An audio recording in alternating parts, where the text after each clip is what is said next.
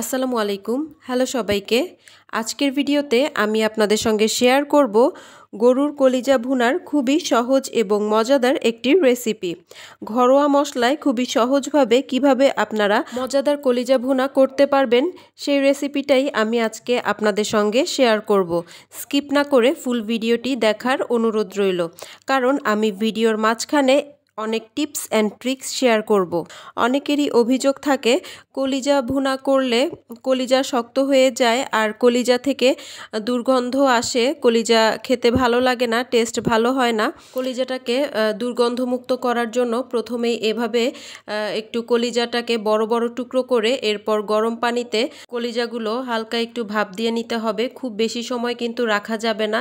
প্রথমে আমি পানিটা ফুটিয়ে নিয়েছি, এরপর আমি কলিজা টুকরোগুলো দিয়ে দিয়েছি। অল্প কিছুক্ষণ এটাকে জাল দিয়ে নিতে হবে। খুব বেশি সময় জাল দিলে কলিজাটা শক্ত হয়ে যাবে। আর দেখতেই পাচ্ছেন পানির উপরে কত ময়লা দেখা যাচ্ছে, এগুলো থেকে মেইনলি দুর্গন্ধটা আসে। এই ময়লাগুলো পরিষ্কার করে নিতে হবে। আর প্রত্যেকটা কলিজার টুকরার উপরে দেখবেন যে একটা পাতলা চামড়া আছে, ওই চামড়াটা তুলে ফেলতে হবে।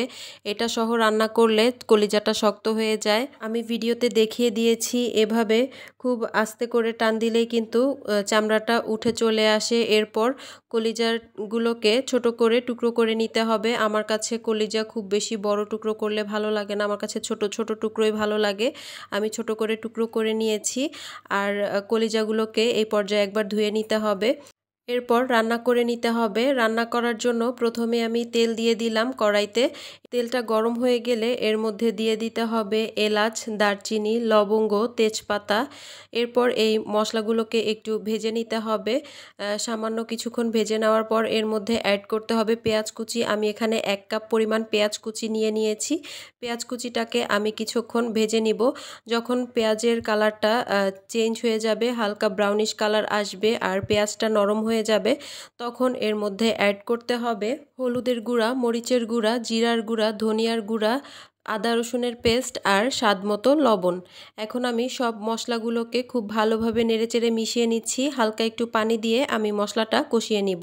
মশলাটা ভালোভাবে কষিয়ে নিতে হবে যাতে মশলার কাঁচা গন্ধটা চলে যায়। এই ধরনের আরও নিত্য নতুন ইউনিক অ্যান্ড ইজি রেসিপি পেতে আমার চ্যানেলটিকে সাবস্ক্রাইব করতে ভুলবেন না। যারা কাজটি অলরেডি করে ফেলেছেন তাদেরকে অসংখ্য ধন্যবাদ।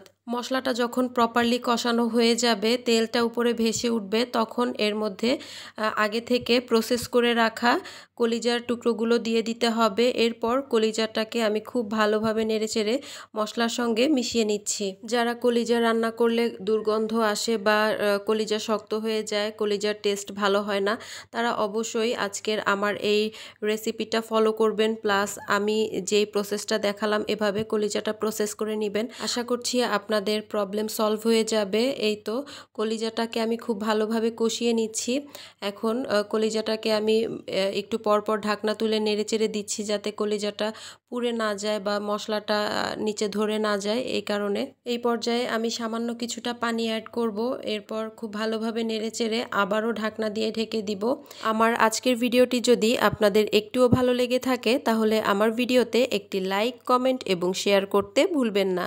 আপনাদের একটি লাইক, কমেন্ট এবং শেয়ার আমাকে নতুন নতুন আরও অনেক ভিডিও করার উৎসাহ যোগায়। রান্নার এই পর্যায়ে আমি এখানে কিছু আলু টুকরো করে রেখেছিলাম, আলুগুলো অ্যাড করে দিচ্ছি।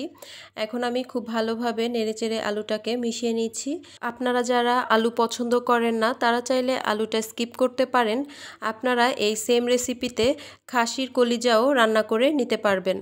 এভাবে যদি আপনারা একবার কলিজা রান্না করেন, আপনাদের কলিজা রান্না করা নিয়ে আর কোনো সমস্যায় পড়তে হবে না। এই কলিজাটা রুটি, পরোটা, সাদা ভাত, খিচুড়ি, পোলাও সব কিছুর সঙ্গে খুবই দুর্দান্ত লাগে। আপনারা অবশ্যই ট্রাই করবেন আর আমাকে কমেন্ট করে জানাতে ভুলবেন না।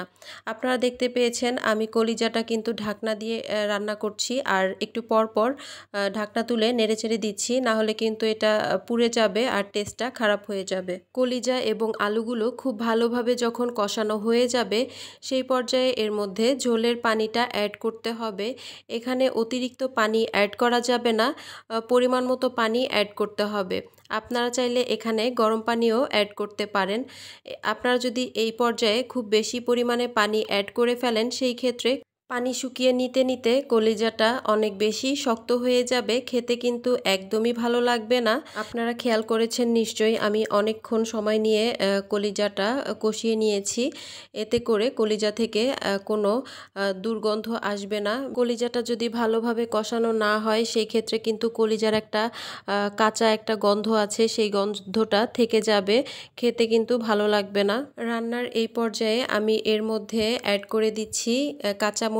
আমি এখানে 2-3টা কাঁচামরিচ অ্যাড করব, আর কাঁচামরিচগুলো আমি অল্প একটু কেটে দিয়েছি, আপনারা চাইলে আস্তেও দিতে পারেন। এতে করে ঝাল ছড়াবে না, কিন্তু সুন্দর একটা ফ্লেভার অ্যাড হবে। এরপর আমি এখানে অ্যাড করেছি ভাজা জিরার গুঁড়া। এখন আমি সব কিছুকে একসঙ্গে খুব ভালোভাবে নেড়েচেড়ে মিশিয়ে নিচ্ছি। কাঁচামরিচ আর ভাজা জিরার গুঁড়া অ্যাড করতে হবে রান্নাটা শেষ হওয়ার 4 থেকে 5 মিনিট আগে। এরপর 4-5 মিনিট ঢাকনা দিয়ে আবারও রান্না করে নিতে হবে, তাহলেই রেডি হয়ে যাবে দুর্দান্ত স্বাদের কলিজা ভুনা। দেখতেই পাচ্ছেন আমার রান্নাটা কত বেশি লোভনীয় হয়েছে, দেখতে কতটা সুন্দর হয়েছে, খেতেও কিন্তু অনেক মজাদার হয়েছিল। আপনারা অবশ্যই একবার হলেও ট্রাই করবেন আর আমাকে কমেন্ট করে জানাতে ভুলবেন না। আল্লাহ হাফেজ। Thanks for watching.